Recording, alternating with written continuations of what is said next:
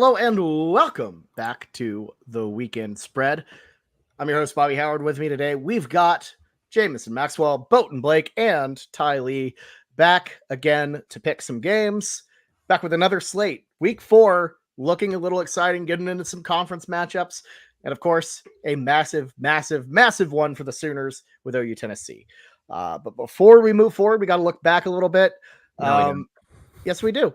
Yes, we do, Jameson. You and I back in last again. Another brutal performance. I don't even know what to say at this point, man. We are not very good at this, I guess. I don't know what I'm doing. I don't know.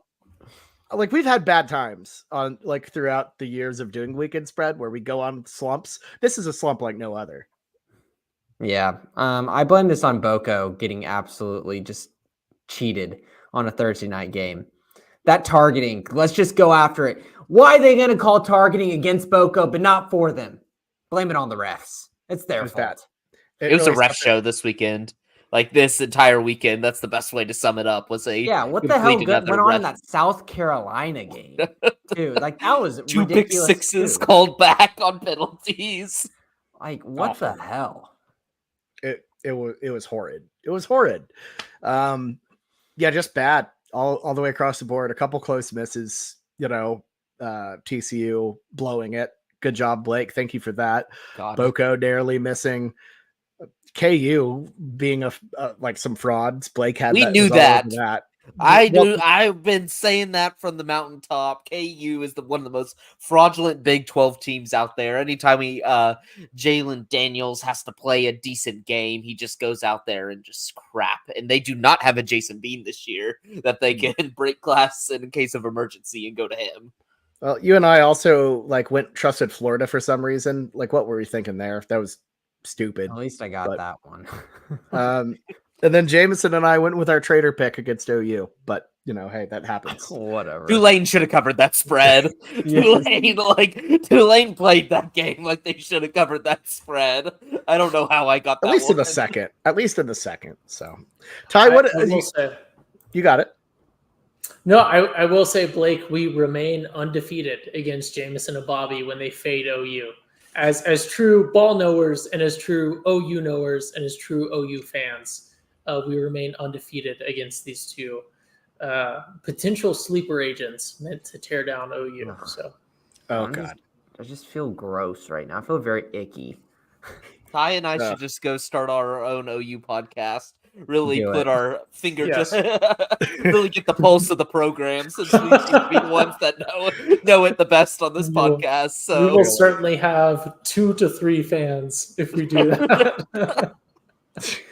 Oh my God! All right, let's move on to the slate itself. Starting off with some Friday night action, we've got the 24th ranked Illinois Illini. They're 3-0 overall and against the spread. They're heading to Lincoln on a Friday night, take on the Nebraska Cornhuskers, ranked 22nd in the country, 3-0 overall and against the spread. Huskers, a 9.5-point favorite. Find this game 7 p.m. Central on Fox. All right, we've been getting the order wrong the entire season. Maybe that's our problem. Ty starts us out. Ty, who do you like? I do want to say, right, I will cede my time to the talking point that Blake looks like he's gotten some sun in a good way. Blake also looks like, Jameson looks like he's gotten some sun, but not necessarily in a good way. Blake looks like he's got some sun in a good way. And as a fellow ball knower, I know Blake will also be picking Nebraska on this game. So go ahead and give me Nebraska. Rule, second year at the Huskers. He always improves in the second year. There could not be a more perfect program for Matt Rule to be at as a head coach. I think he has a long tenure ahead of him here if he so desires. Give me the Huskers minus 9.5 against the Illinois Fighting Illinoisians, whatever they are. Don't laugh. No one laugh. Blake? Jameson. Okay, Jameson. Jameson's trying to do everything. Don't act like you don't have 5 TVs, Jameson. the working class will come for you during the revolution. Oh This line is fishy. This line is fishy. I would have said probably if we were doing a little Bill Simmons worst segment on earth, guess the lines. I would have probably had this closer to 3-4 points. But when I saw 9.5, I was like, "Whoa!" Where I think he's very Bill Simmons-esque. but I think I have to go with the weirdness of it. Give me Nebraska minus the 9.5. I think Dylan Raiola is slowly getting better. Like, I think he's getting a lot of hype for really what the performances have been. Like, he's just been more of a game manager, if we're going to be real here. But he hasn't been turning the ball over. He hasn't been putting them in a bad position. And that Nebraska defense is fantastic. I know Illinois looked good against a Kansas team. I know that Kansas team has a decent defense. This Nebraska defense is next level. In an environment, kind of the game on the Friday night, give me Nebraska to cover this by 2 touchdowns. Yeah, I was impressed with Illinois. I really was. And, frankly, if Kansas looked a little bit better last week, this would be a tougher decision. But to me, I think Nebraska is absolutely in the right decision, in the right direction. Matt Rule, year 2, always produces really, really good results, and he looks like he has it. Dylan Raiola, we're gonna hate this guy, I think, very soon. His fake Patrick Mahomes vibes going on, like looking like it's so bad. The college football's football's Jason Tatum. Just down to a T, the pregame routine, the look, everything about him looks like Patrick Mahomes, except the play on the field. Yeah. I'm not going to make that joke, but there was a funny joke. I'll text you later about it. Yeah, he's truly just trying to replicate Patrick Mahomes, and but that being said, he's damn good, and I think Nebraska. Yeah, you're right, Blake. Weird line. It feels like some crumbs, just like a trap. With a little, like Vegas set up a little box with a stick and put a little treat under the box, and they're trying to get you. They're trying to pull the string out from hide in the bushes, ready to get you, like a classic Wile E. Coyote deal. That being said, I'm Huskers all day. I like Nebraska minus 9.5 here. So the thing is, the line's moved down to 8 now. So it's been a 1.5 point shift over to Illinois, but it's wild to see that this whole podcast is going to pick Nebraska. Here's why I'm saying it. And it's similar to a couple of points that y'all made. Nebraska's defense, the way that they showed out versus Colorado, was absolutely dominant at home. And I was very, very impressed with how they completely controlled the narrative at the beginning of the game. The offense still has some room to go. Illinois is yet to play a road game, and they're going in to Lincoln in a primetime slot on Friday night with all the eyes on them. That's going to be tough. And to be honest with you, if you look at Illinois' Kansas win as a resume thing, Jalen Daniels threw 3 interceptions in that game, and they still kept it close the whole time. It's not like Kansas wasn't doing any favors for themselves to win that game. So, yeah, you can give that as a positive to Illinois, but I just see so much in this Nebraska team to where I feel like this defense can kind of shut down this moderate Illinois offense pretty early, get to a lead early, and keep the double-digit spread covered. What? How you disagree with that, Ty? You picked Nebraska. No, I don't disagree with it. It's just I hate the order, right? Because Ball Not Knowers, Blake and I give our picks, and then you and Bobby just kind of ride our coattails on. That's fine. If they ride your coattails the entire year, they cannot catch up. So yeah, we're very much in a hole. They have a big hole. We gotta keep digging. Gotta keep digging, boys. All right, moving on to our next game. It's a massive Big Ten on CBS game. The 11th ranked USC Trojans, 2-0 overall and against the spread, fresh off of a bye week. They're heading to Ann Arbor to take on the 18th ranked defending national champion Michigan Wolverines, 2-1 overall, 0-3 against the spread. USC favored by 5.5 here when we locked our lines. You can find this one 2:30 p.m. Central on CBS. Jameson, who do you like? Jameson, don't do it again. Don't pick Michigan. I'm doing it again. And I'm probably going to be on an island. I don't know, guys. I really don't. I just, there's something in me that just saying like, there's something that's got to give. And I think it's all it is get Stanky Davis Warren out of here. It's a big red flag that they wouldn't start Alex Orji at the beginning of the season. And then they mess with Davis Warren this long whenever he looks super, super bland. I don't know. This seems very uneducated. Screw it. Alex Orji, Michigan, plus 5.5. Jameson, I can't believe I'm saying this. I'm riding with you in the Wolverines here. Uh, Come on, Bobby. We're going to continue It's- the stinky ship. it's Michigan plus 5.5 at home. I don't know if they're going to win this game, but the move to oh my god, don't give up the ship. Love it, Ty. The move to just go with a full ground-based football, pound it out with Alex Orji and Donovan Edwards. I kind of like it. I think they're going to, muck it up a little bit.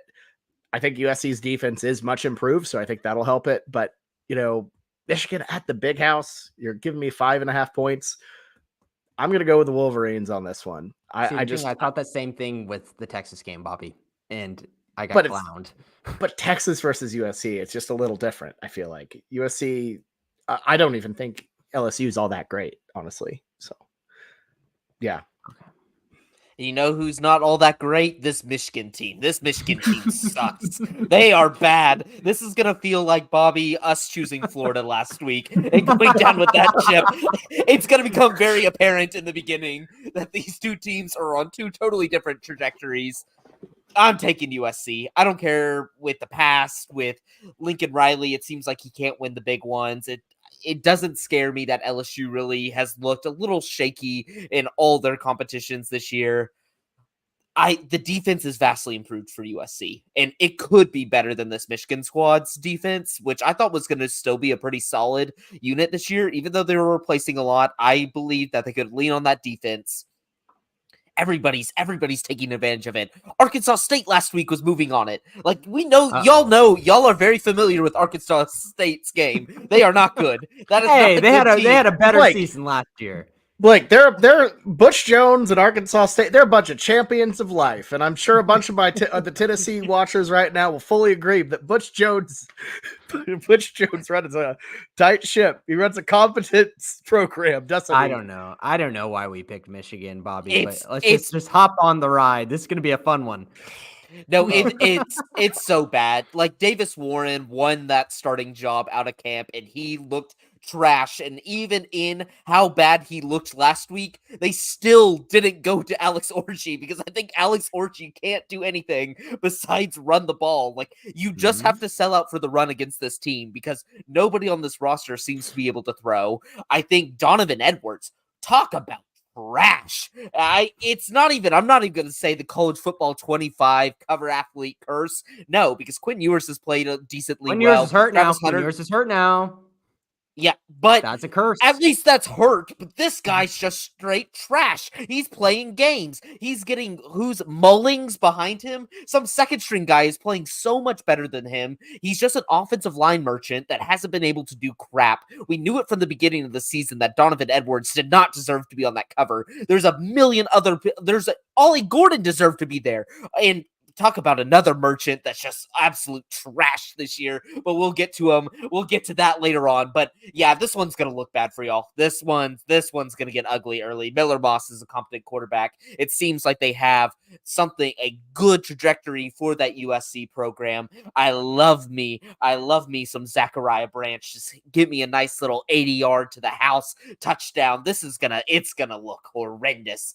Give me the USC Trojans. They're gonna murder this Michigan squad. I can't wait for this Michigan squad to go like 7-5 this year. It's gonna be great.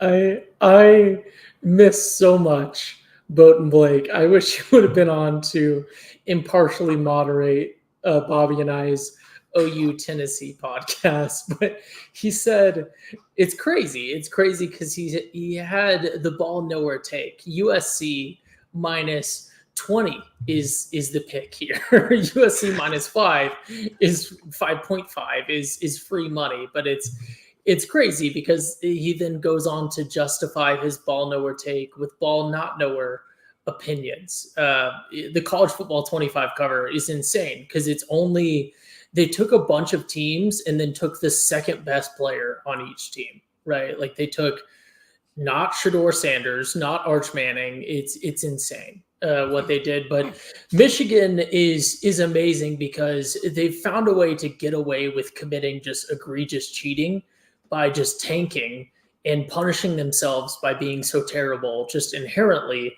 that everyone feels bad for them and they won't punish them for the cheating that they committed to get the national championship.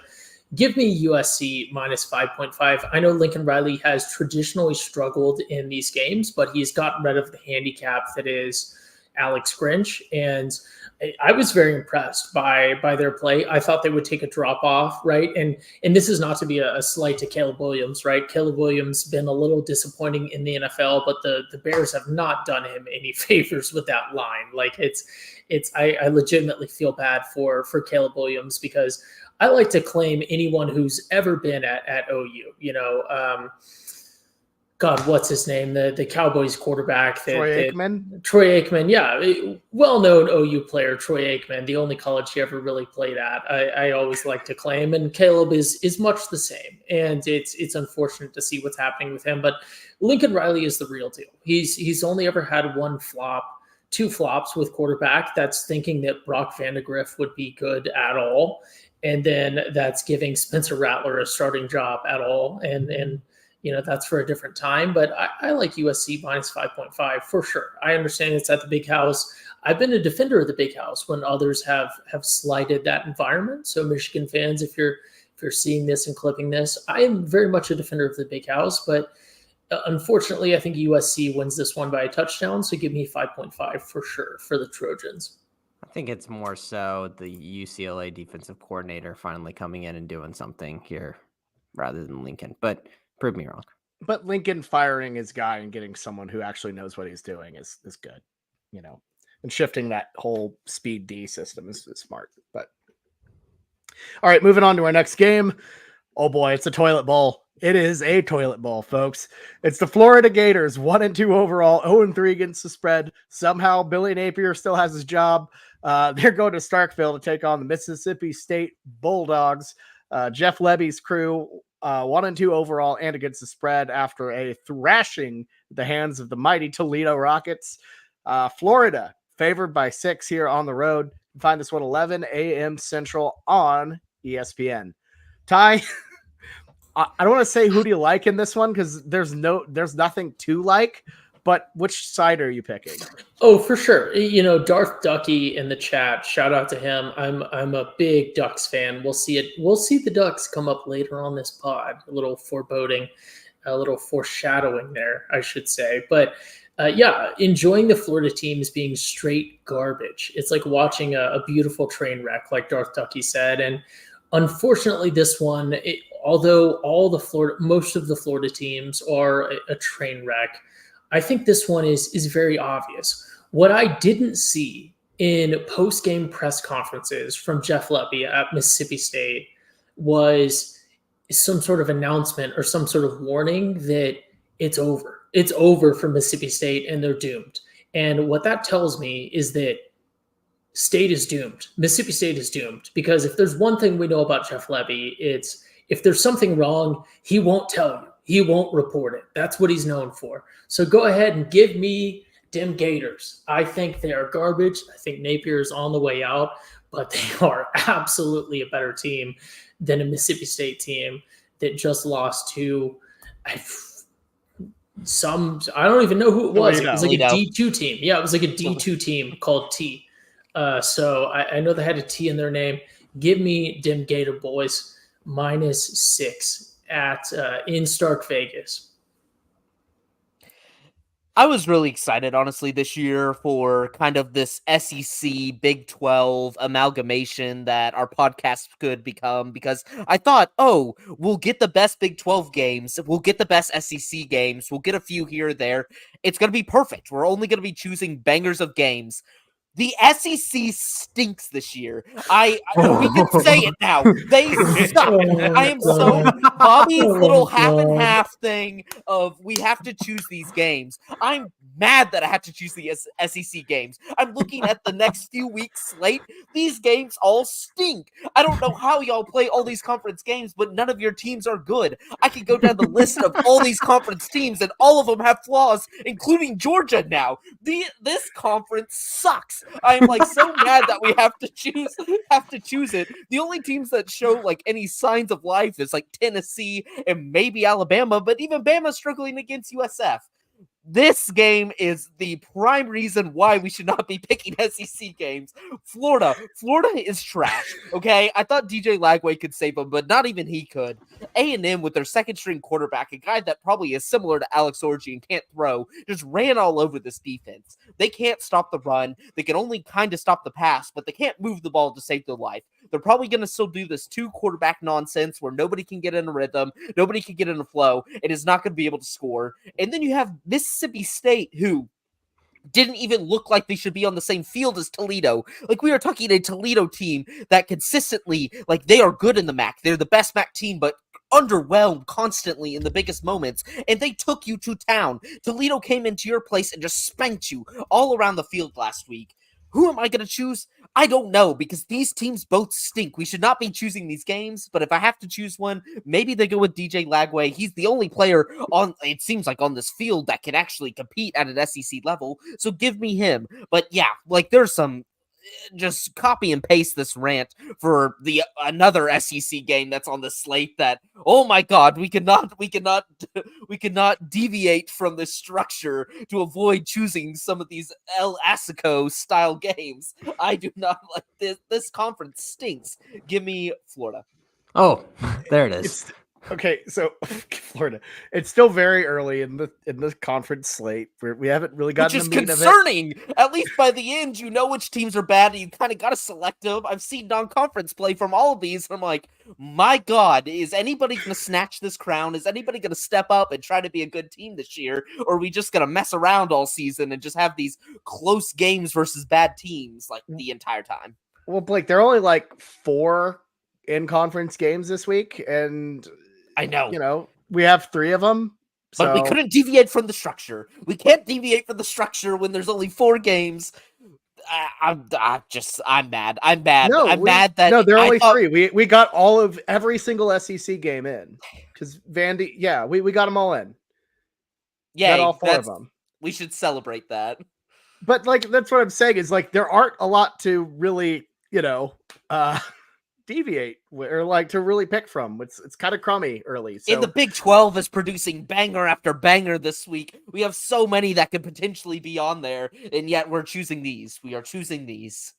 Okay, we're about to pick Baylor, Colorado, Blake. So let's reel that one in a little bit. That's going to be a good game. Both of those teams are awful, but they're entertaining. Both of these teams are battling for entertaining. This is not entertaining. Both of these teams are battling for their ceiling being 1 game away from bowl eligibility. So let's reel that one in a little bit.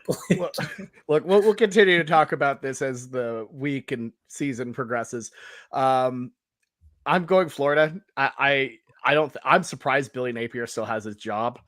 Genuinely shocked, but I mean, I just think the Gators have enough of a pulse to beat Mississippi State at home. Who, I mean, the cupboard's bare there, y'all. Like that Toledo performance was just bad. So the Gators under a touchdown. Give me Florida. Here's the thing, man. DJ Lagway and Graham Mertz legitimately alternated like series in that last game. They alternated. And what do we say about teams that have 2 quarterbacks? They have 0 quarterbacks, right? How the hell am I going to pick Florida? And all of y'all pick Florida.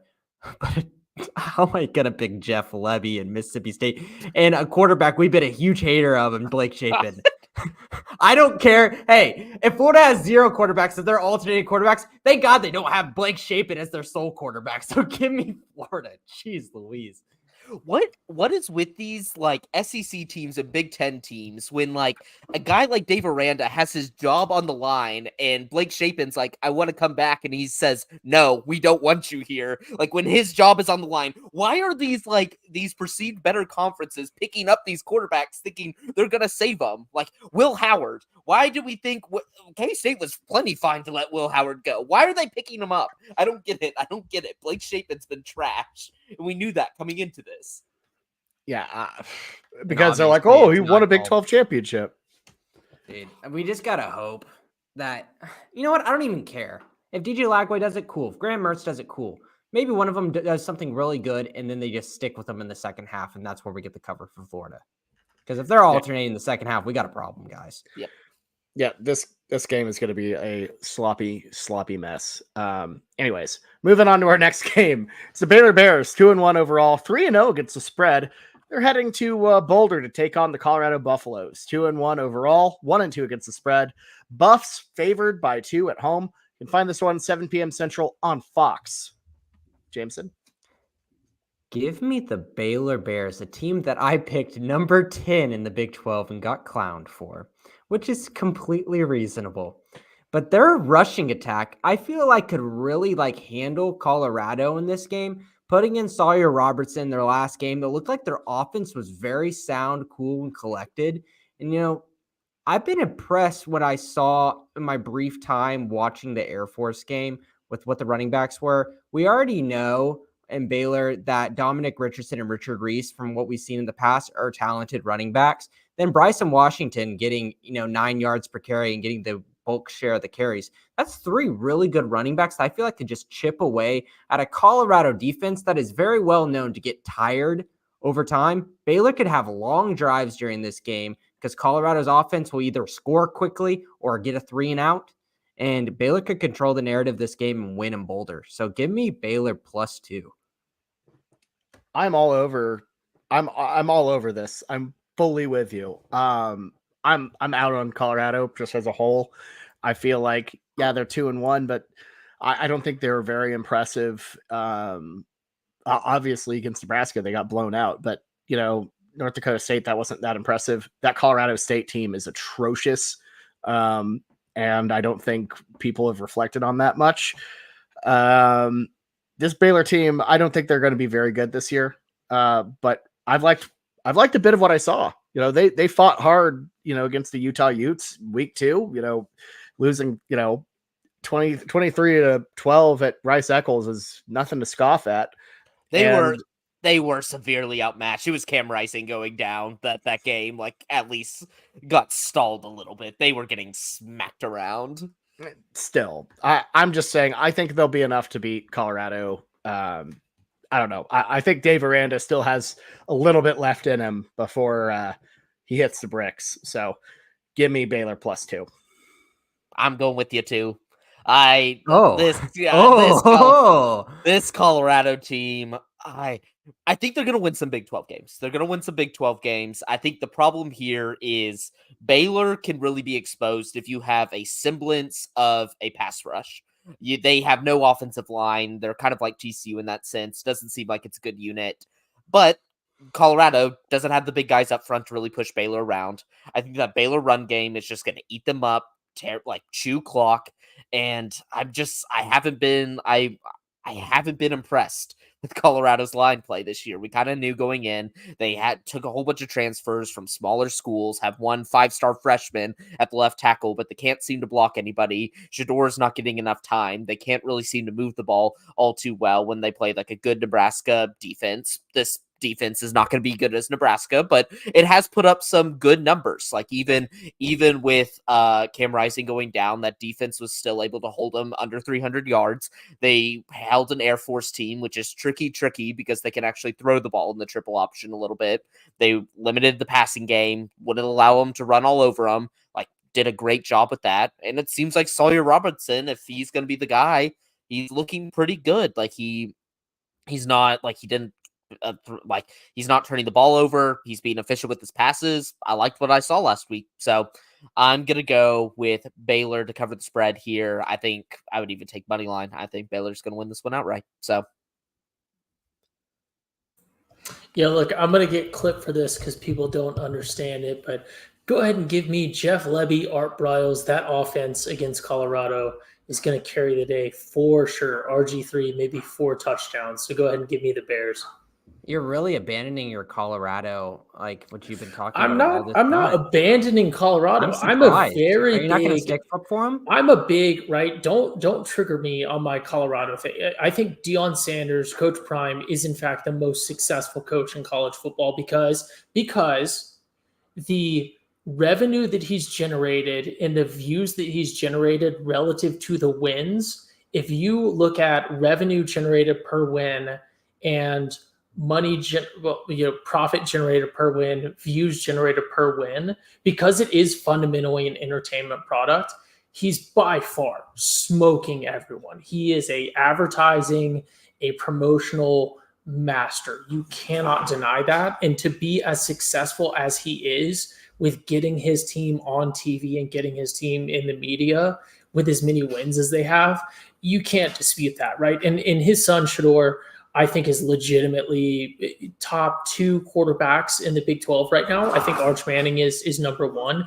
It's certainly not Quinn Ewers, regardless of the NFL prospects, right? I'll go off on that bit for forever, but I'm a Colorado ball knower, and I think Baylor has this 1+2. So go ahead and give me Baylor +2, but I'm certainly not. This is not negative towards Coach Prime or Shador, no matter what people say about them and their attitude. It's at the end of the day, it's about making money for the program. And if you can do that without winning games, that's very impressive to me. So very convenient, guys, that after we 3 pick Baylor, he goes against one of his noted fandoms of Colorado. Well, here's the difference. You know what, Bobby, pull up the record for the year if Jameson's trying to claim to be a ball knower. Let's just go ahead and. Oh no, I'm not being a ball knower right now. I'm just claiming. Why would you follow ball not knowers? If you harken back to last year, I told you all off season, Colorado is going to beat TCU. Colorado is going to beat TCU, and then I didn't pick them for the remainder of the year because I knew that they were going to just mail it in and be garbage. I'm a Colorado ball knower, and I will not be told otherwise. It's like Boko. You hit it once and then never again. You do not go back to that well. It's like the Green Knight. It's like the Green Knight. If you guys are read up on your English literature, you will defeat him initially, but he will get his in return a year later. There you go. No idea. I don't. Hey, last night you're dropping some naval references. Now you're dropping English lit. I like it. There's one guy listening, like, oh. I know this. He's like, oh my god. He knows the Green Knight. Hark! He knoweth of the Green Knight. Oh, what a delight! Moving on to our next game, we've got the Arkansas Razorbacks 2-1 overall and against the spread. They're heading to the Plains, take on Auburn, OU's next opponent. That is so weird to say. Who are 2-1 overall and against the spread. Next opponent after Tennessee. Auburn favored by 3 at home at Jordan-Hare. You find this one 2:30 p.m. Central on ESPN. Ty, who do you like in the game? Yeah, look, Auburn had some disappointing results in the early part of the season, but I think as we roll into the preseason, into early conference play, both of these teams are kind of down from where they want to be, for sure. And frankly, I have to pick this one on the thing that really matters, and that's branding. And Auburn has, to me, a much more enjoyable color palette, and then a much more simple logo. Arkansas, their logo, right, the red, doesn't do it for me if it's not OU, and there's just too much detail. They're compensating for lack of relevance in their program. So go ahead and give me Auburn at home. Jordan-Hare, I've made fun of it before, but it is not to be scoffed at.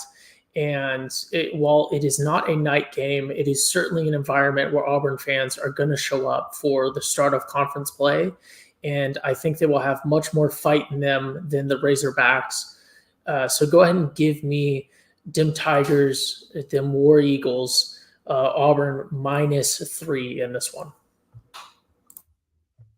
Yeah, this is another tough one.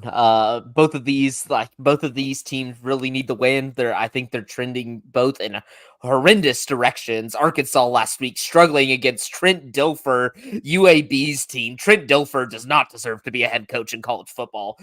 Not even remotely close. That guy stinks at coaching. He's a high school coach that just has name and branding recognition from the ESPN days, but was by far probably their worst analyst on TV. One of the worst. Really, His one of their analyst, worst. yeah. Oh, his analyst career followed his quarterbacking career, just getting carried by the talent around him. And it seems like he did that in the high school ranks. He was able to just succeed at a national private school. That's not hard. And then just got a UAB offer. Like, UAB was doing great till Trent Dilfer took over the program. Now he's just tanked it into irrelevancy, probably going to take away the football program. But we are not talking about the UAB Blazers here. We are talking about the Razorbacks and the Auburn Tigers.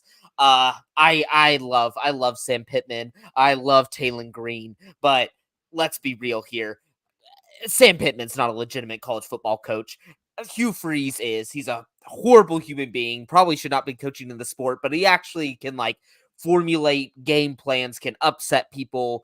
He seems to have a stinker a year versus a team that's significantly worse than them. See California, see New Mexico State, but he seems to have Auburn prepared for most games. And the switch to Hank Brown, I love it. I know it's New Mexico, but he was slinging it all over. He was slinging it all over the field last week. I thought Peyton Thorne was a dud. He was never going to take them anywhere, but he shows me a little bit of promise. So maybe it's because it's the unknown commodity. I haven't seen him enough. Maybe he comes out and has a stinker, but at home, only 3 points with a quarterback that's a little bit of a mystery, but an offense that seems to be rolling after last week. I'm going to take the Tigers. Yeah, I this one pains me because I really do like Pittman, just like as a guy, as a coach. And, I love Taylon Green. I think he's an excellent player. I thought he was great against Oklahoma State. But I feel like Auburn already had their stinker. I'm with Blake. Their pivot away from Peyton Thorne really is a game changer. And I feel like, I know I'm just echoing what Blake's saying, but he's dead on. I think Auburn, in a game they've got to win, behind the home crowd, I just think they do it. I think if they beat Cal, this is an upset spot. Like that somehow that changes my mind entirely about this game. But I don't know. Hugh Freeze does enough to get a win here. I got Auburn -3. This is a tough call. Both teams got to have it. I'm excited to watch this. This is a sneaky fun game because it's one of those where, neither of these two teams probably will do anything, all that much of anything overall in the SEC. Oh boy, we're in clipping territory with Auburn, by the way. I don't think either of these teams are going to do much, but I think they're definitely this changes the direction of both programs without a doubt, whoever wins this game. So I like Auburn to squeak it out. There's something telling me too that I wanted to pick Auburn coming into this, whenever I was looking at the slate, but I was like, why Jameson? Arkansas, I feel like it's got a much more skilled offense, and we can buy into Hank Brown, but this was versus New Mexico, and a lot of people watched New Mexico in week 0. That defense was pitiful. It was pitiful. So he's going to go out there and sling it, but that's what you should do as an Auburn quarterback whenever you're playing a team like New Mexico. So it really makes me falter. I'm just going to go with what my feeling was, because usually that's what I sometimes go against my feelings, but there's something telling me Auburn, even though I think Arkansas is a team that could easily win this game. I'm not. It has nothing to do with y'all's picking. It just there's something weird inside. It's just telling me Auburn.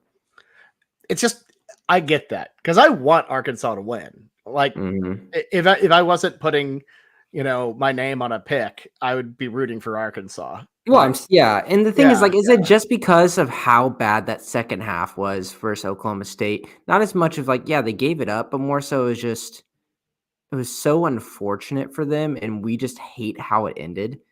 That was the worst case scenario for us, to maybe we're biased now, legitimately blowing the spread in the only physical way possible by going to second overtime and losing by 8. That is such a absolute the worst horrible burn I've seen in weekend spread ever. Honestly, I think because Stupid that coupon conversion rules. that was a cover across the board in everything but the spread because of the stupid 2-point conversion rules. That should have been a cover. That was as close as it gets. I think Arkansas is extremely talented on offense. Jaquindon Jackson has been awesome for them. He got dinged up a little bit a couple games ago, but it looks like he's still doing well in the last game. Just remember, Auburn's offense rebounding looks great, and Peyton Thorne didn't look like it, but it was still New Mexico. I still feel like they've got a lot to prove in this game. I'll just go off Auburn just because there's something inside telling me. Yep. Okay, cool. All right, moving on to our next game. We've got the TCU Horned Frogs 2-1 overall, 0-3 against the spread. Surprisingly stinky there. They're traveling traveling across DFW to the Dallas side to take on the SMU Mustangs, 2-1 overall, 1-2 against the spread. Frogs favored by 2.5. This game is at 4 p.m. Central on the CW. Blake, I know you're pumped about tuning into that. Hopefully it doesn't get delayed by a rerun of Reba or Smallville or something. Green Arrow. Blake, sorry, not Blake. Wow, that would make no sense. Jameson, who do you like in this game? What the hell was that SMU game versus BYU last week? Blake, can I just have you just talk about that for a little bit? Or are you going to save that for that for your segment? Because what the hell was that? That makes me want to drop the F-bomb on this because what the hell happened to SMU? I'm going to say it. So it was nasty. I was out of the country, so I had to rewatch it. I had to rewatch it back. And all I can say is Rhett Lashley is a nasty man for going with the 2-quarterback system when it was killing any of their ability to drive it. That watching the replay of that game, it showed me that if they would have just stuck with a guy, I don't think Preston Stone was the better guy, but a guy, they could have easily beaten that stinky BYU team at home. That game was in their grasp, but Rhett Lashley just refuses to beat P5 competition. That's what it's come down to at this point. Jameson, I'm gonna let you take it, but it has to be acknowledged that Blake tried to play non-extradition as a TCU fan, and then also I've been a nasty girl as excuses for TCU. But no, Jameson, I will say I watched most of the snaps of that game live, spurning the Green Bay Philadelphia game. So, true college football fan there. SMU only scored via field goals. It was awful. They're not a very good football team. They said they gave up this moved on from Preston Stone when he went 2 for 4 and 4 yards. He's bad. He's so bad. He played 2 drives and oh hell no, and then pulled him. He gets sacked 4 times. His downfall needs to be studied. He has no mobility. He has no mobility. Not even running, just running the ball, just avoiding to get sacked. He sucks. He's really bad. He's a really bad quarterback. Jameson, who do you like in this game? How the hell am I supposed to like SMU in this one? Give me TCU. What the hell was that? BYU is not a good team this year. What the hell? Yeah, I mean, SMU has been a disaster all year long. I think the quarterback change is, better because you don't have a 2-quarterback system. So good on you, SMU. But yeah, I like the Frogs to take home the iron skillet here. And this is a big one too, Blake. This is the last one scheduled, right? Yep. Terrifies me. There's a little bit of that last Bedlam type of vibe, maybe. Yep. I don't know if do y'all care about the skillet enough to really be stressed about I it? do.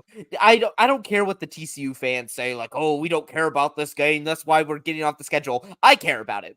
There's enough SMU fans now with the ACC move that have come up that are annoying on Twitter that bother me. And I've always seen SMU as a rival. I enjoy being in a position where every single year we beat our rival for the most part.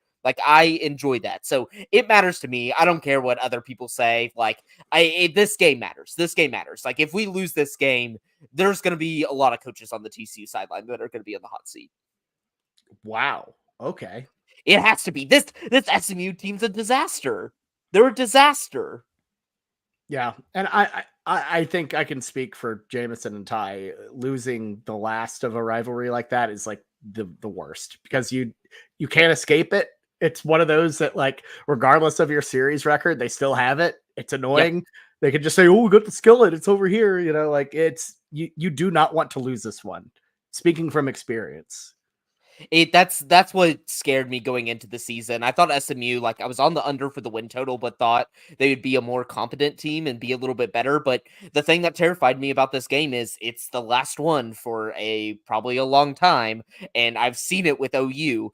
OU traditionally has had the upper hand versus OSU. They've even the historical record, the most recent record. They're really owning them in every facet, similar to maybe TCU, maybe not historical record like going up to the 80s, but ever since they got the death penalty, TCU has owned them. But that won't matter if we don't win this coming Saturday. They will just hold it over our head. They'll have the trophy there, and we were the ones who canceled the series. So we have to win this. We have to bring it home. We have to keep it there till whenever the series comes back. I'm hoping very, very soon. I'm one of, I guess, sadly in the minority that really wants to keep this like game on our schedule. Like I hate the fact that things like this are being lost in college football just because TCU wants an extra home game each year that they can go against probably some crap team that I really don't care about. I enjoy going to Dallas and swarming their stadium. I enjoy that this game is going to look more like a 50-50 crowd split when it's an SMU home game. I enjoy that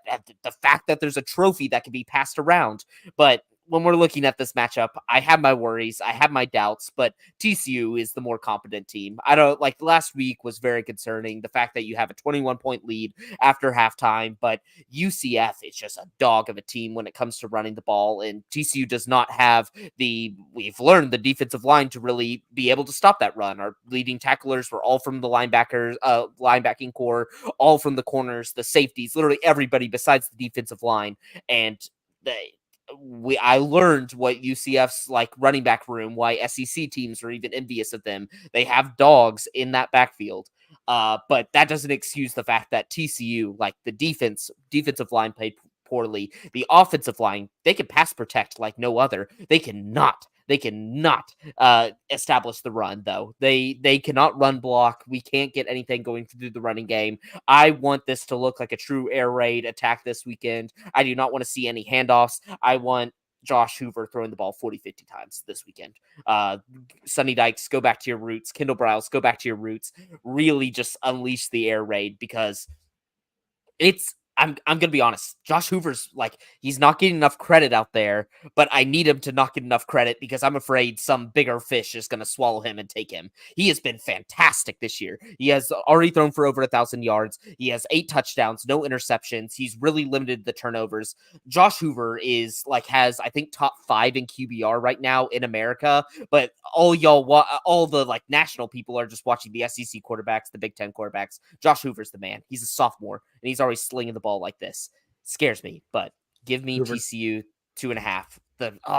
The receiving core too. This TCU team's so good. If we just had a defensive line and an offensive line, we would probably be competing for a playoff spot. We'd be competing for a playoff spot. That's how good the quarterback play and the receiver play is, and it's just so frustrating that Hoover next Clemson quarterback. No, God, no, don't. No, we got. That's the good thing. I'm not worried about Clemson. Clemson doesn't take transfers. They don't want them. So I'm not worried about them. I'm more like Oregon. Oregon could easily steal like Hoover. Just throw a huge bag at him, and he would be a significant upgrade versus Bo Nix or versus Dylan Gabriel. He can actually throw the ball down the field. Their one transfer. You never know. Well, UCLA, or they also have that UCLA transfer too that's waiting in the wings. I don't. He's better than him. He's better than him. That's the problem. Dante Moore did not look good at UCLA freshman season. So I mean, Oregon's churning through 5-star quarterback like prospects. They had Austin Novosad on there as well. They're stockpiling them on the roster, just hoping one works out because Phil Knight wants to win a championship before he dies.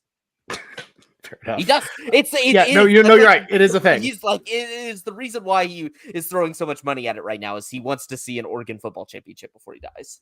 Yep. That makes sense. That makes sense. Last question. You going to this one? Yes, I am. I am. I nice. got the good loophole of SMU can't keep TCU fans out of their stadium because you could just go into their ticket site and buy them. And it's not like you could restrict it by state because we all kind of live in the same area and zip codes. So you just buy all their tickets through their website and you get them at face value and they can't stop it. Like the last time he was at SMU, whenever it was like the disaster game when they ran out of water and stuff, like they just eventually they realized how many TCU people were buying tickets. They just stopped selling the tickets to the game. They're like, if it's gonna be TCU fans, we'd rather have no fans. And so the stadium was like somewhat empty in the top levels just because they stopped selling the tickets to stop TCU. But you can't do that when you're in the ACC. You have to do it. But we saw BYU like pack the house versus them. So I imagine TCU being pretty similar.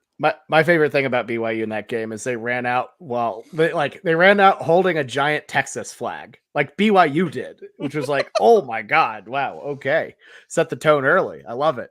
Ty, sorry, it is more than certainly your turn.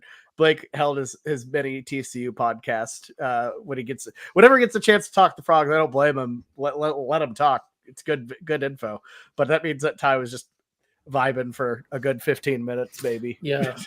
While Blake was talking, Community Notes went ahead and took a look at QBR.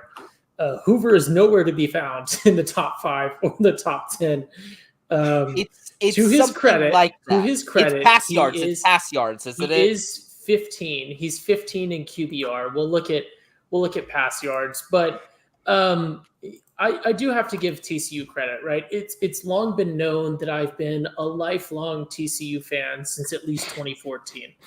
I belay that. I've been a lifelong TCU fan since at least 2024. When I had to pick a Big 12 team that's not Colorado. Screw 2014. And I very unfortunately picked TCU right before they swapped away from their great uniforms to whatever the heck they have now. Although the black ones don't have me launching into my anti-Nike rant. But I do have to say, TCU is it's an amazing school. TCU produces so many graduates that work for SMU grads. So shout out to TCU for that, because without TCU, SMU grads would have no employees to work for them. But I will go ahead and take TCU minus 2.5 here. I think people are going to be down on them. I never thought I'd see the day where Blake would come on this podcast and try to hype up KJ Jefferson and try to make that sound like a quality loss, because his passes certainly not. His passes were bad. I was about to snap the iPad in half whenever I saw him like do his like little like slow just flailing duck across the field for like a 10-yard curl route, and that made me mad. The running, I'm like, okay, they're good at running the ball, but KJ Jefferson being able to like succeed in the pass, that part pissed me off. Like that part pissed me off really bad last week. Yeah, but to quote the late great, not late because we haven't lost him yet, KJ Jefferson, give me TCU minus 2.5. Let me suck that cover. We have picked the same. We've legitimately picked the same teams for the past 4 games. I hope this is the 10-0 week that somebody goes 10-0 and it like gets them one spot up in the standings. There's like a 2-game delta. And the other 4 straight where we all are on the same track, and the other one was and then the first one was also all on the same page. So we're spending a lot of time to say we agree, which I love it. All right, moving on to our next game. It's the Vanderbilt Commodores, 2-1 overall and against the spread. We were rooting for you. We were all rooting for you, Vandy, and you blew it against Georgia State. What are we doing, Vandy? I was so happy putting this in the spreadsheet ahead of time. I was so pumped to talk about it. I'm leaving it in, but I'm mad. Diego, what are we doing? Anyways, they're traveling to Columbia to take on the Missouri Tigers. 3-0 overall, 2-1 against the spread. MIZ favored by 20.5. You can find this one 3:15 p.m. Central on SEC Network. Ty, kick us off. Who do you like? Yeah, this one does not deserve any amount of time. Mizzou, thankfully, one thing I can agree with my beloved Vols my beloved Tennessee fans on is that Mizzou is a fraud program who they don't inherently belong in any conference because they don't meet the academic standards of the Big Ten. They don't meet the fun standards of the Big 12, and they certainly don't meet the performance standards athletically of the SEC. So what are we going to do with them? I do not know, but unfortunately, I will have to take Mizzou minus 20.5. I have not picked them wrong yet this year.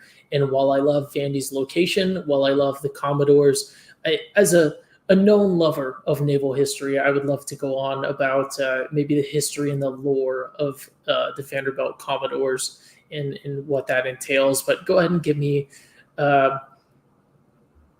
unwillingly, but let me go ahead and get Mizzou minus 20.5 in this one. This is, in fact, unfortunately, we have to use this nickname, but Diego Poverty will not, in fact, cover this one. I felt Ty, so much. We chose Mizzou last week and got it wrong. That never happened. That's you're trying to manipulate.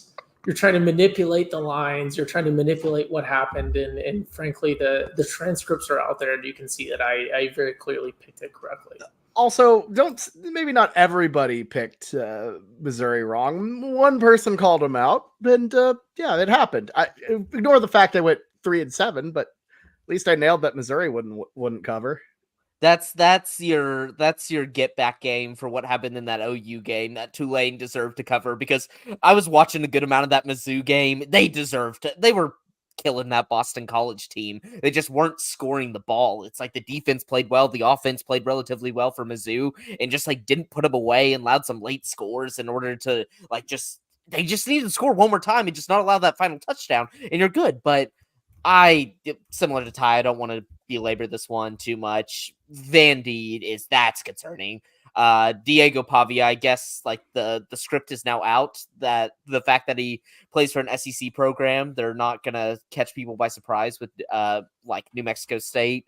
They just sell out for the run, and Diego Pavia can't throw like a traditional pocket passer. So I think Missouri kills them. I think this Vanderbilt team's trash. That Georgia State team is not feisty. Their coach literally quit in the middle of spring ball, and they had to cancel spring ball. So like this team is like vastly underprepared for the season and still beating Vanderbilt. So yep, Missouri taking the points. Vandy has them right where they want them, boys. I doubted Diego Pavia to start the season. I'm not making that mistake again. Give me Vandy plus 20 and a half. God. Yes. Vandy plus 20 and a half is the play. Diego Pavia. Look, one would say that maybe that loss to Georgia State was a ruse, to get Missouri, a little unaware, get them feeling down a little bit, then strike while they have their guard down. So I'm going to go Vandy to keep it close. I think Missouri wins the ball game, but I think Vandy and Diego Pavia, they do enough to get a little wild here. So, I'm not fully out on Vandy just yet. Oh, boys, get ready. Put your real money down on Missouri because we're swimming in gold now. We're like Donald Duck swimming in the little gold pits now that Bobby has finally realized his sin of Diego Pavia and has hopped on, but he's too late. Diego Pavia, we can still be Diego Pavia lovers. We have been for 3 years now. But goodness gracious, Bobby, you got to figure out whenever to come in, and you realize you missed the train. You're getting on too late, buddy. Give me Missouri big. Hey, I faded Missouri last week and it worked. Just saying. Let me just point out real quick. I'm not sure if our beloved Ducks fan, Darth Ducky, is still listening, but Jameson, a confirmed Duck not knower. It is in fact Scrooge McDuck who is swimming in the gold in the well-known game. It is in fact not Donald Duck, and anyone who thinks Donald Duck is swimming in the gold is in fact a duck not knower. Very much a duck not knower. No. How do you know all these things? What do you mean? It's common knowledge. Scrooge is the rich Donald Duck. Okay, yeah, this does not take a Donald what? Duck expert to understand who's swimming in the money. I don't know. I just know it's a cartoon duck. So all cartoon ducks are Donald Duck? I mean, What to about be fair, they Daffy? are related. They are related. Ooh, that's not a good look for me. I can't stereotype ducks. I'm sorry. No, I'll make a public DC apology insider for that. Jameson does not care about you Ducks Remember that this November in election season. You couldn't tell Darkwing Duck from Huey, Dewey, or Louie. Jeez. I don't know anything. I don't know. Duck, not knower. All right, moving on to our next. Moving on to our next game.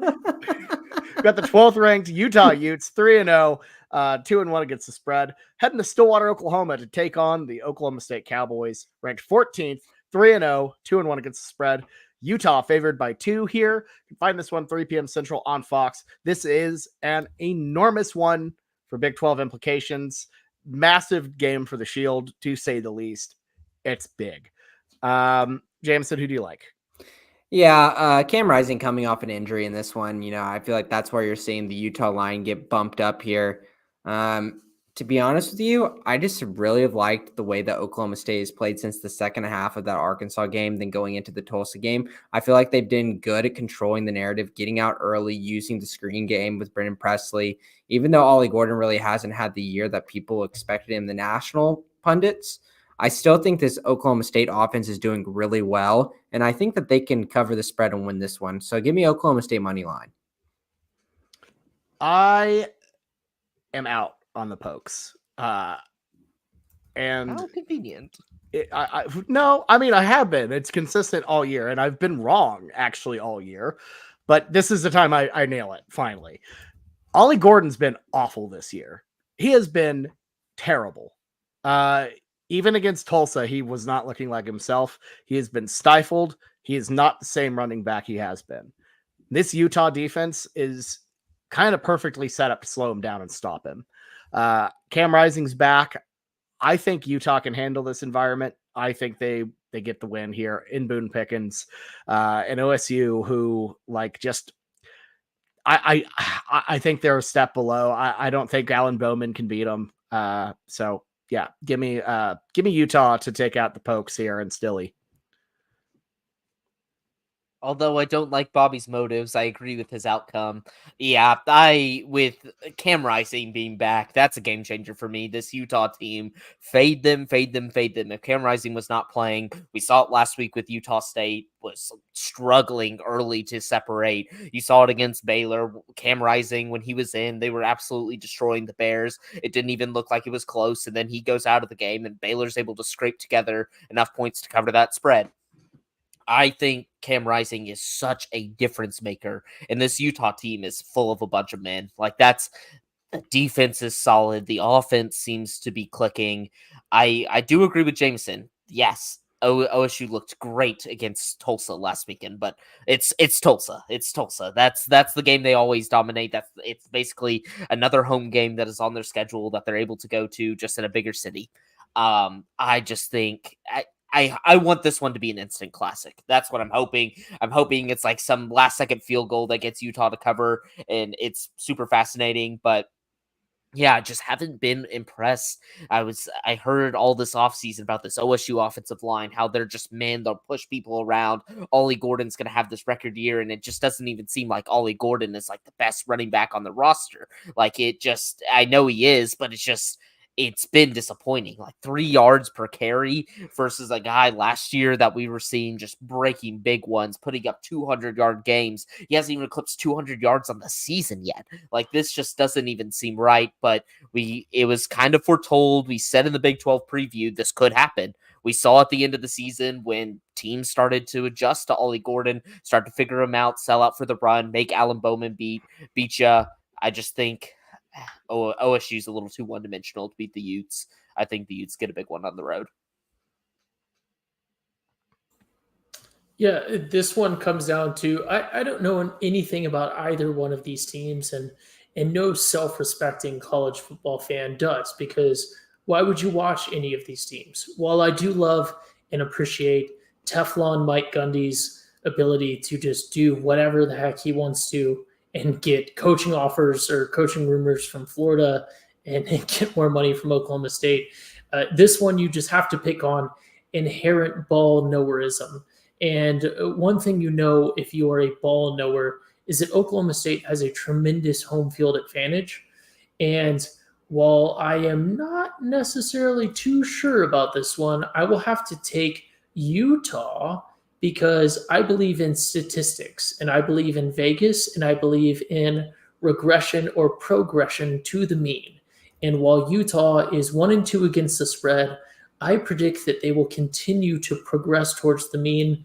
They will progress towards 6-6, I suppose, for the regular season. So go ahead and give me the Utes. Cam Rising's injury was a laceration to his ring finger. He had to have stitches. Those usually stay in for a week. I know people are saying him coming back is a key. I'm curious to see how he's going to be throwing the ball. Is he going to be 100% comfortable? Is he left-handed? No. So why does a laceration to the ring finger matter? On his right hand. Oh, so it's on his throwing hand. It's on his throwing hand. I mean, like his stitches should be out for the past, week before this, couple days, been a week before that. But I'm curious to see how comfortable he is because, anytime you have any kind of throwing hand injury, that's just, is he going to be completely comfortable? He could very well be. This guy's a tough guy and he's been through it. They're going to tape it up, but I've seen plenty of injuries to throwing fingers. And if they tape it up or buddy tape it in this game just to be safe, or they just let it just go with a splint or whatever it may be, I'm curious to see if he comes out of that tunnel with any kind of protection on the finger. I'm going to be more out on Utah, but if there's no protection on it, maybe we'll feel better. Certainly, yes. And some of our listeners and viewers might not know, but Jameson and I are medicine knowers, unlike some medicine not knowers. And a laceration is a cut for those that do not know. Oh my God. All right. Let's move on to the game of the week. Usually I say this as a joke with OU, but it's not. It's the number 6 team in the country, the Tennessee Volunteers, 3-0 overall and against the spread, heading to Oklahoma to take on the Sooners in their very first SEC game ever. Sooners ranked 15th. They're 3-0 overall, 2-1 against the spread. Tennessee favored by 7. Boys, before I keep going, this is only I believe the 3rd time OU has been an underdog at home since 2000. The other 2 times, Ohio State 2016 and Nebraska 2000. This is the first time since 1978 that OU is a touchdown dog at home while being ranked. So pretty massive stuff here. Tennessee favored by 7. You can find this one 6:30 p.m. Central on ABC. It's a big one. Ty, kick us off. Look, you've been the man of the week plus for OU Tennessee. You're the people I'm sure all the Vols want to hear from for this one. So kick us off. Who do you like in this game? Look, the Vols fans know where I stand now on Tennessee, on OU, and on Josh Heupel especially. And look, unfortunately, right, I'm not going to say I'm gonna address the elephant in the room. I'm not going to say it. This is a very, very, very consequential game for OU. You're talking about our first SEC game, prime time. The game, Oklahoma State fans and Utah fans want to argue this, but absolutely the game of the week.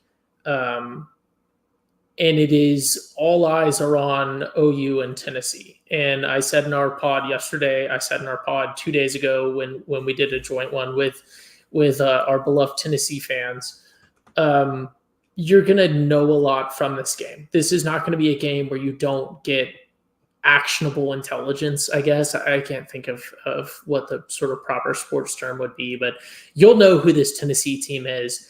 You'll know who this OU team is from this game, which is really exciting to start conference play. But unfortunately, I think that and this is the difficult thing, is a blowout loss for OU would be horrific for where the program is at right now, because it's hard to articulate the nuance of this, but I truly believe that Brent Venables is in fact an amazing head coach. But at the same time, you have someone who is 0-2 in bowl games. You have someone who has the worst ever loss in Red River history against Texas, who lost the last ever Bedlam, and then potentially has a very high likelihood of getting just absolutely embarrassed in the first ever SEC game on prime time in front of everyone, and that is extremely worrisome to me. So all that being said, I absolutely believe in OU. I believe that OU can win this game, but I think that more times than not, especially -7, Tennessee covers this. So I am very unfortunately going to have to take the Vols VAWLS -7 in this one, against my own will, but I got to do it. So does Brent Venables get fired then? Look, that whole take is predicated on the fact that Heupel should be our coach right now. We made the wrong decision in 2014 by retaining Mike Stoops. Everyone knows that, right? Like OU fans know that, and Tennessee fans know that. And they know the lore, and it's really sad to see what Heupel is right now, and to think that he could be doing that here. And it's hard to say, like, oh, do we give up on the Lincoln Riley days, because those were truly amazing. But what would be a better storyline than Heupel winning, the national championship at OU, maybe being cheated out of the Heisman, maybe Florida State, it was cheated in 2000 for the BCS. And then Heupel comes back, produces Heismans, and produces national championships at OU. That would truly be such an amazing storyline. So that's what I have to say on that. But so is Brent Venables getting fired? I legally, I made an agreement with Bobby that I'm not actually allowed to answer that question until week 6. I cannot say. Bobby said I cannot say until we have 4 losses, which will be week 6, and then I can answer that. But I'll say it. Just kidding. I'm gonna say it. No, I will say your point about Heupel, though. That 2014 year was really unfortunate. A lot of things could have broken the right way. Baker could have been granted eligibility if it was the year 2024. He would have been able to play. Same with Dorial Green Beckham. And look, oh God, my favorite player right there. I know. And then, Yes. of course, Joe Mixon, if he just never goes into Picklemans, that's an offense right there. Oh, damn man. it. So that one's a hard one to erase, though. That is a hard one to erase. no, I'm not erasing it. I'm just saying, like, that alternate history where all of those things happened. It's intriguing to see where we would be if, OU's offense is at full strength. So, but I mean, I get it. I get your pick, Blake. I feel like I know where you're going. Yeah. Yeah, the Tennessee offense has been, or Tennessee just in general. I would think I was the only one on the pod that had them in the college football playoff. I saw them being probably the second or the third best SEC team. That this season is not a surprise to me. 2 games where they've had over 700 yards of total offense. They've been really, I feel like Nico gets a lot of the shine just because he's a big name, but they've been running the ball like incredibly well. Dylan Sampson, Deshaun Bishop, like they have dudes in that locker room, in that running back room that can just run the ball all over the place. And really what's been like the difference maker from this Tennessee team versus other ones in the past is just that defense. Like the defense, although like NC State is a good opponent, like it's probably the best opponent if you look at the OU and the Tennessee schedules, like who they've jointly played. NC State's probably the best. We've kind of learned since then. NC State's probably a little bit of a fool's gold team. Grayson McCall does not look like he can cut it as a P5 quarterback, but that defense has not allowed anything in the run game, really has not allowed anything in the pass game. They've just completely been shutting down teams. It's like when you look at all their games, like this entire year, the team that's moved the ball the best against them is Chattanooga. Like FCS Chattanooga has been the team that moved the ball the best against them. And then talk about OU just laying another stinker versus Tulane. Just it looks like the defense looks good. That's like the part of OU that looks good, but the offense is not clicking. It's something with the offensive line. It's something a little bit with Jackson Arnold. I wouldn't say he's been horrendous this year. I don't think he's been the main problem. And that wide receiver room doesn't seem to have too many guys in there to do anything besides Deion Burks. But and you look at this preseason spread too, Jesus, like OU was, I think, a slight favorite probably preseason, if not a pick 'em, and it's gone 7 points. Yeah, this Tennessee team's going to overwhelm them. but 7 is too many. I'm going the Sooners. Oh wow, that's a classic Ty like swerve move where you talk. 7's about too one many. thing, Boomer when Blake's you coming go- out. I think they keep it close. It doesn't make any sense. It does not make any sense for what I've seen, but I feel like this has to be where I stake my claim with Boomer Blake, and I think OU has a pretty good performance here. I think they do for some weird reason. Boomer Blake. Wow. That defense is OU's defense is just as legit, and Yeah. I think like we're talking about 2 young quarterbacks. Weird things can happen. 7's too many. Yeah. Wow, Blake, incredible. So here's my thing. I've been hearing it all week from Tennessee fans, and look, I will say the Volunteers have a damn good football team. You know, I think Nico, what he's been doing, unbelievable. That guy's good. He is a real deal, as much of a real deal as it gets. 3 games into really 3 games into a career, he's excellent. They have a plethora of weapons. The running game is great with Dylan Sampson. Obviously, that D line is frightening, especially with the way OU's O line has looked. And look, if you play this game on paper, if you look at how OU looks and you look at how Tennessee looks, and they play how they played this season, Tennessee will win this game and they will cover. But it's college football. College football is not played on paper. There are so many different factors.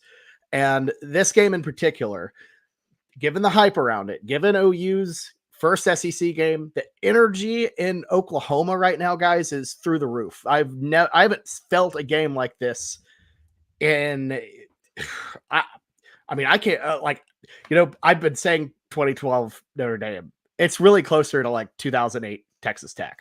It feels closer to that. The energy's through the roof. The feeling for this team, the excitement for this moment has been percolating for the past several years. And on the football side of things, the offensive line is going to get reinforcements from what I understand. I think we're going to get some good news involving a couple players such as Branson Hickman. And we'll see how it pans out. There's a lot more days to go. Getting Nick Anderson's big. The cavalry feels like it's coming for OU. Under the lights with that crowd, and it's Nico's first true road game. And I know he says, "Oh, I love road games." Whatever. Long Beach State's road games aren't this. It's, to me, just this is a situation where I just genuinely feel like OU is going to have their best performance we've seen yet. Tennessee has looked great against a bit subpar competition. OU has looked bad against the same kind of level of competition, but I just don't think this Tennessee team is insurmountably, like, you cannot beat them. I don't think they're at that level. We haven't seen them do it. Like we've seen them really win one big road game in Heupel's tenure, and that was at LSU, an LSU team that was a bit shaky. I just think OU wins. I think they cover. They win outright. They cover or they win? They're going to cover for the weekend spread They purposes. win? OU +6. Do they win? I think the Sooners find a way to win. I think they get out hot. I think they turn Nico over. I think that defensive line will be the difference, but with the offensive line shoring up, I think OU finds a way to win this ball game. I think it's going to be a grittier game, a tougher game. This OU defense has been, I think, I don't want to say slept on, but I think there are some Tennessee fans who don't think they're very good. I don't think there's that much of a differential between OU and Tennessee's defense. I think they're more experienced across the board. They're not as deep on the D line, but I think the D line is still damn good. They're going to give them fits in ways that, NC State, who I think is just ass. I was totally wrong about them. There we go. We got it. We got it out of Bobby. I would have said that after week 1. I should have said that after week 1. I think this Tennessee team, again, on paper, if you play this neutral, I feel different. If you play it at Neyland, I feel very different. But hell, if you play this just a normal OU game in the middle of a season, we've had a couple years like in the SEC, I probably feel different about that too. But given the circumstances, I just have a feeling that OU is going to come out firing. Venables will have probably one of the best game plans he's ever had defensively. He knows Heupel well. And obviously, look, it's not going to play out the way it did in the 2014 Russell Athletic Bowl, but Brent Venables knows how to scheme against Heupel. He's very familiar. So I feel like it's going to be a tight game. I think the Sooners just barely edge out on this one, get a win. I think it's going to be, I'm predicting a game for the ages in Norman. That's just me. If OU is leading or, at least down by 3, or like they have good momentum in the first quarter, I think we cover the spread. The way whoever sets the tone of the game in the first quarter should cover this game. Tennessee's got a great offense, but this Oklahoma defense, like you said, Bobby, I feel more Tennessee fans need to give us the respect on that. We've got one of the best linebacking crews in the nation with one of the best inside linebackers we have. Kendall Dolby should be coming back to play in our cheetah position, who's been absolutely stellar for us. The interior, the defensive lines look great, and our defensive ends really ended the game well versus Tulane, to where you feel like that front seven is really coming into form. That hopefully that can really control the narrative, and hopefully give this offense some shorter fields to kind of get out early. The problem with that is, and why I'm going to pick Tennessee to cover that spread, is I feel like there's a lot of ifs here. I'm talking about if OU is going to cover the spread and win this game, there's a lot of things that you have to check down the list. And that is like, OU needs to get out early and control the narrative. They need to maybe turn Nico over a couple of times. They need to really, defense needs to be tip-top form. If defense has a couple lapses and it falls back on the offense's backs to get them back into this, do I feel confident enough that Oklahoma can claw back from down in the depths of like a 10-point deficit and think that they could come back and make this a close game? I don't. I think if OU gets down, it's going to get bad, and we could lose by like 17, by 20. I think when it comes down to it, I think it's going to be at least a little bit scrappy in the first quarter. We're going to see some things where I'm concerned that Oklahoma's offensive line is completely outmatched, but we're making at least some plays, and then it's going to slowly trickle away in the second quarter and then blow up into the third and fourth. Give me Tennessee here. I'm going to say Tennessee wins by 14. Okay. The probably a little realism, but me and Boomer Blake, we're riding it out with the Sooners. So we'll see how it goes. All right. Well, that was fun. Let's talk about our favorite pick of Why the are the week. brakes working? Because I cut the brakes! Wild card, bitches!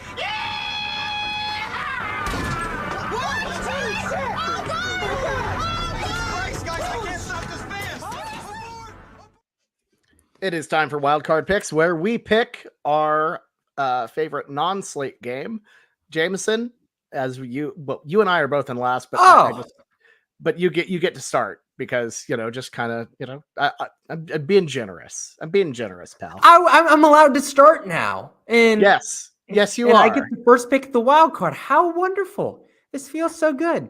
I'm definitely taking. I have a weird feeling I'm probably taking Bobby's wild card. He's gonna get mad. Look at his face. He's thinking deep down. He's scrolling through. No, because I know exactly who you're going to go with because I've telegraphed it. Yeah. This is a team that is playing another team that I don't believe at all in. And this is a team that I thought looked absolutely stellar last week. And I was like, wow, that team is next level. And I feel like the line in this is absolutely disrespectful. Kansas State on the road, -6 versus BYU. Like, Blake's like going, what? I'm sorry. Kansas State has looked really, really good. And I understand you're like, oh, it's in Provo. I'm a little bit nervous there. Like, only 6 points on this spread right now. Like, that is something that I want to get after. And I think Kansas State can take that game and run the ball hard with DJ Giddens. Avery Johnson really opened up more of his run game versus Arizona. And I feel like this Kansas State defense played pretty darn well versus Arizona's offense. I don't know why I'd be extremely confident in BYU's offense to keep up with this Kansas State offense to keep it close enough for them to cover the spread of 6. So I'm going Kansas State -6 on the road. I understand things get weird in Provo, but I feel good about this Kansas State team. 6.5. We got 6.5. Okay, We gotta fine. go that 6.5. extra 0.5. Damn, is it 6 on my screen right now? Do I need to refresh it? I have like the ESPN thing pulled up right now.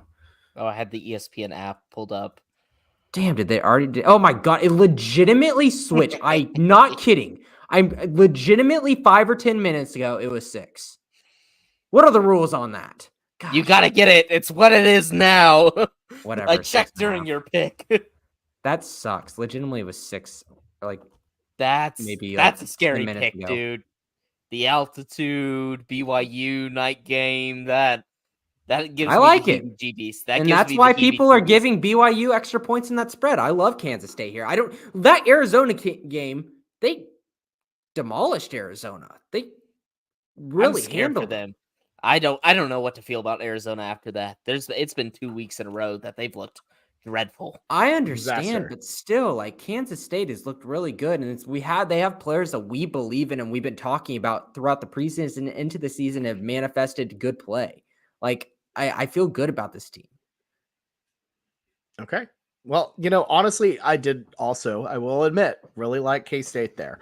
I was split between, I will say though, I was split between that and another game.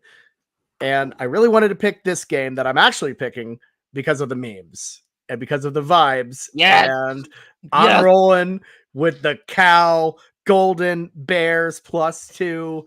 Jaden Ott and crew coming to Tallahassee, starting some stuff up again.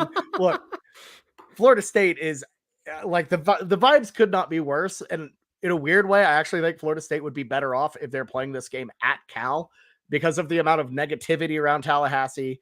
Doak Campbell is in shambles right now. It's a total disaster. And, Cal, undefeated. They looked great against Auburn. They took care of San Diego City pretty good last week.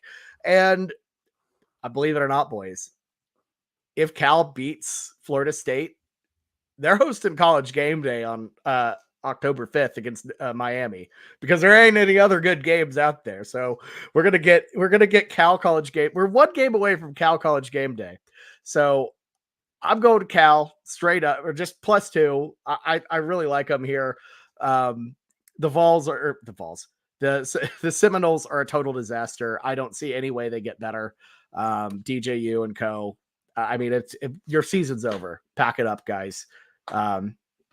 Yeah, make way for Comrade Oski and crew. So that's where we're rolling. Cal.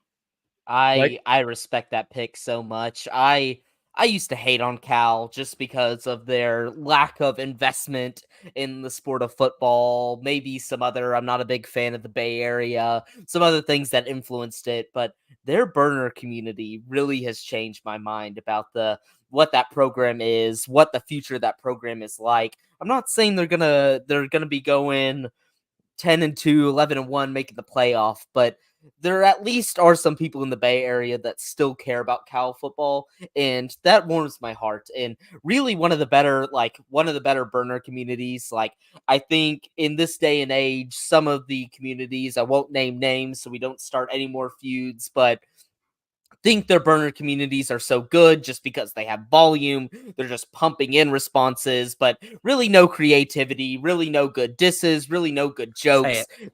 Now we're not going there just yet, but they think they can buy volume and just by sheer, oh yeah, we ratioed you, but zero creativity. It's good to see Cal, small but mighty, really funny jokes, makes me laugh every single one that I see. None of those dumb jokes. So I like that pick, Bobby. I'm gonna go. I've been bad on my wild cards this year. I don't think I've hit a single one yet. West Virginia looked dreadful last week. That was a tough way to end that game, though. They Pitt deserved to win that. So like, I'm not too beat up about it. Like, Pat Narduzzi said it the best. It's like they had to beat West Virginia and the refs. He got fined for that, but that game was just a complete ref show that kept West Virginia in it. But I'm gonna go for a team that should be ranked right now. They haven't really played anybody, but I think by the time we get to, I think it's like 2 or 3 weeks, we'll have a ranked matchup with this team. Going to be a highlight of our card. But this week they play a bummy team, and that is the Indiana Hoosiers versus Charlotte. I'm taking the 28.5. It's a dirty number, but this Indiana team, my God, Kurt Signetti, Sigs inside, has completely revitalized this program. They got Curtis Rourke, our good friend from Ohio there, Yeah. just absolutely balling out. And they are 28 and a half. Ugh. 20 and 8. That half is scary. That half is scary. But this team has just been cranking teams. Like one of my best picks last week, I should have taken it. It's probably my second wild card was Indiana -3. I was on that heavy, and my God, did they just kill UCLA on the road? And I know that's more of a neutral site game when you're playing in the Rose Bowl during the regular season. But this Charlotte team, I love Biff Poggi, but they're not good at all. They're not good at all. And Indiana, when they care about football, they'll actually show out. They'll actually care about this team's success. And look, we are set up that they beat Charlotte.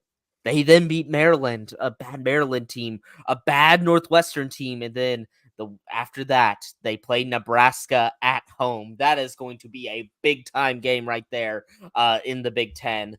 I'm going to support buy-in early before the market catches up to them. Give me Curtis Rourke and those Hoosiers. That team is just going to roll them this week. They're just going to roll them. I hate these big spreads usually, but I've been impressed. I've been very impressed by this Indiana team. Great offense, great defense. Took a bunch of those JMU guys there. Oh, I love that team. So give me the Hoosiers.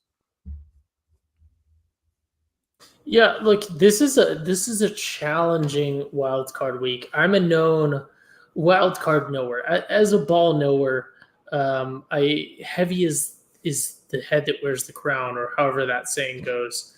As basically the only person on this podcast who knows ball, and you see it in the wild cards because we pick these. You get to choose your own game, and you see the record speaks for itself, right? Jameson, unfortunately, is 1-2, but he is a man of science, and he cannot argue that the record speaks for itself. And as is Bowden Blake, he's a man of the numbers, and he cannot argue. I'm usually so good at wild cards. That's been the reason why I'm the career leader in the Golden Fedoras. Allegedly, but the numbers are up there, and you can see for yourself. So Blake is over here as a known bulge bracket banker. Blake seems to think that past performance is indicative of future success, which is come and get it, boy. But come and get it. One thing that we do know, speaking of the world of high finance and perhaps the world of low finance, is that Bitcoin is up right now. And when Bitcoin is up, there's one thing that you can count on, and that is that Miami will do well. The Miami Hurricanes thrive on when Bitcoin is up, you bet on Miami, and when Bitcoin is down, you fade Miami. That is all there is to it. That we'll never have. Someone brought up Cal on this pod. I've been a lifelong fan of Cal since at least 2020. And when Cal is up, it doesn't matter if fans are there or not, right? This is a school that has parking for Nobel laureates, and they need almost a whole parking garage to fit their Nobel laureates in there. And the school that brought us nuclear weapons with Cal, and we must appreciate that. But Bitcoin, Miami is the school that brought us crypto. I don't think they actually brought us crypto, but anyone involved in crypto moves to Miami. So go ahead and give me Miami minus. Frankly, I don't care what it is. I think it's 16.5. I didn't have it. Oh, let me see. 16.5 according to ESPN Bet as of time of recording right now. Go ahead and give me Miami minus 6.5. And you know what, Bobby? Go ahead and play that pot of greed clip for me, please. Oh my God! You never saw this coming. I summoned pot of greed.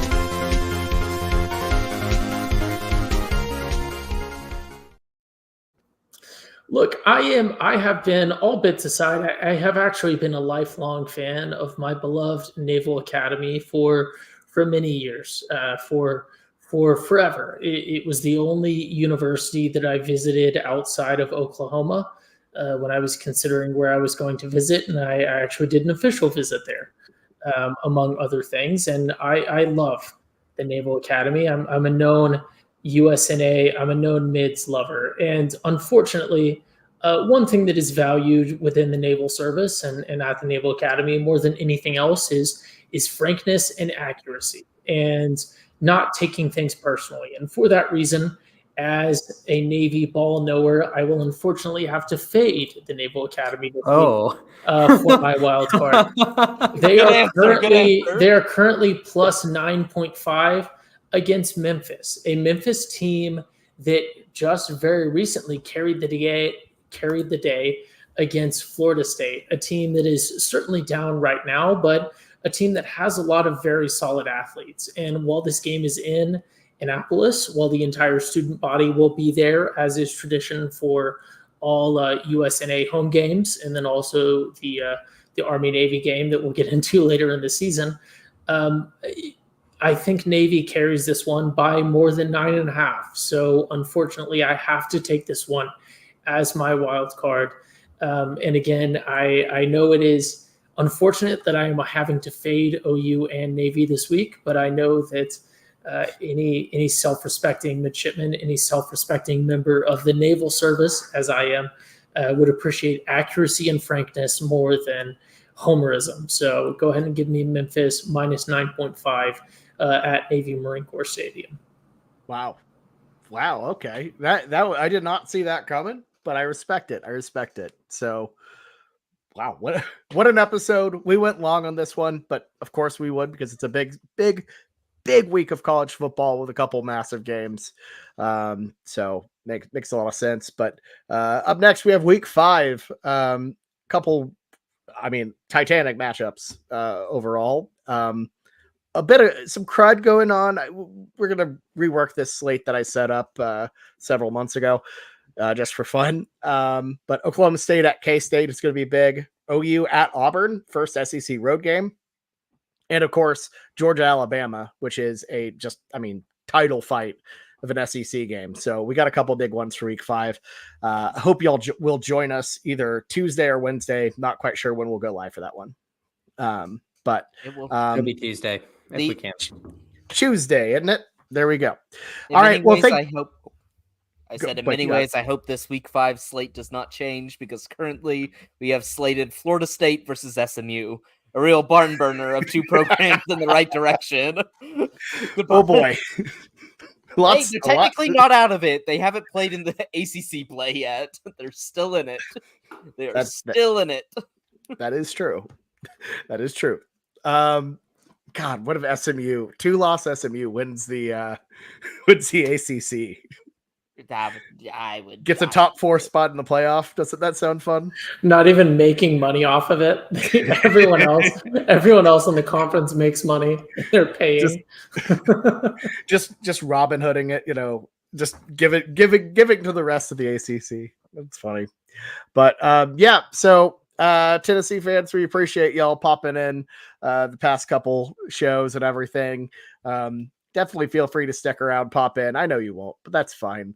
Pop in for whenever we talk about your beloved Vols, which I'm sure will come up quite a bit this season for some big games. We'll be talking about them, that they have some massive ones against Georgia and Texas. So tune in for that. But look, we'll be back next week picking games. We'll be back on Sunday to either face the music or bask in the glory of a victorious win against Rocky Top, one or the other. Regardless, it's going to be fun. Tune in for that. But until then, good luck out there, everybody, and Boomer Sooner. Hello.